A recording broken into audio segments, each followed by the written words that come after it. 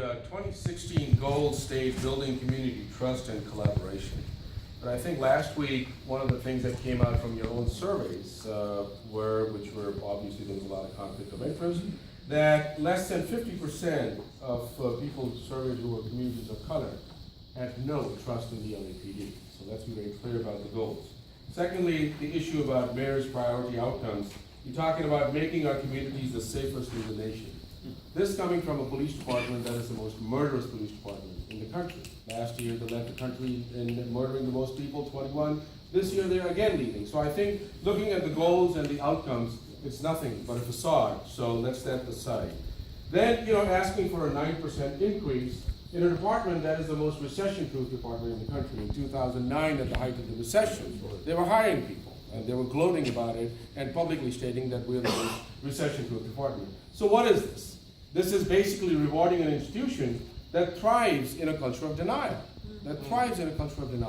You have hundreds and hundreds of reports of racial profiling, and zero gets sustained. So we're looking at a department that thrives in a culture of denial. It's about rewarding a department that is the most murderous police department in the country, and we're going to have to keep on repeating it for you all to know, because as shock absorbers of the system, you need to be put to shame for rubber stamping things like that. Yeah. You are rewarding a department that misclassifies crimes report as well. Both publicly, as was stated, your own internal emails are showing that you're misclassifying crime reports just to look good. You're rewarding a department that intentionally breaks antennas on in-car video cameras, and nothing happens. No investigation, nothing happens. There are internal emails where Richard Trefank is also saying that the command staff has abdicated its responsibility to hold people accountable. So what we have is a culture, what we have is a system when you're showing how many officers, 32 allegations in 3 years.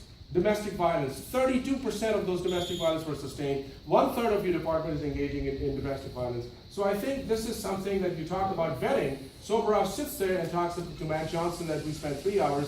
If this is the vetting, then we all know this is not just for an illusion, but rewarding a corrupt department. Thank you. Got it for me.